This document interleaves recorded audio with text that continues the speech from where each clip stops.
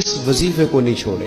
سخت مشکل جب آتی تھی نا تو صحابہ پڑھا کرتے تھے حسبنا اللہ و نعم الوکیل، نعم المولا.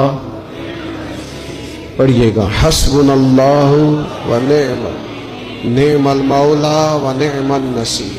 اس کا معنی بڑا خوبصورت ہے.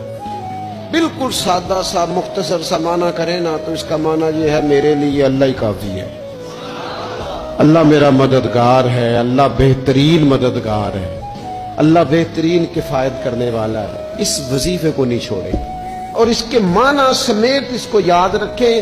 آپ محسوس کریں گے طبیعت طاقتور ہو گئی ہے، روح طاقتور ہوگی. اس کو بھولنا نہیں.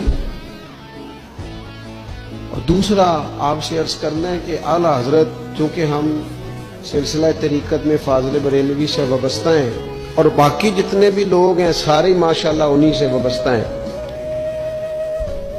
اعلیٰ حضرت نا لا حول ولا قوت الا باللہ العلی العظیم پڑھنے کی بڑی فضیلت بیان کرتے ہیں.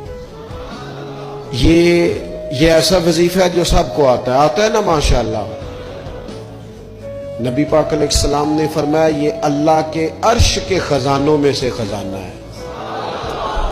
اعلیٰ حضرت فرماتے ہیں 99 دفعہ پڑھو لا حول ولا قوت الا باللہ العلی العظیم. فرمایا اللہ تعالیٰ تمہیں 99 بیماریوں سے شفا دے گا اور اس میں سب سے چھوٹی بیماری ٹینشن کی بیماری ہے، سب سے چھوٹی بیماری غم کی بیماری ہے، چھوٹی، باقی بڑی بڑی ہوں گی. اس وظیفے کو نہیں آپ نے چھوڑنا اور یہ پابندی کرنی ہے، کریں گے انشاءاللہ تعالی.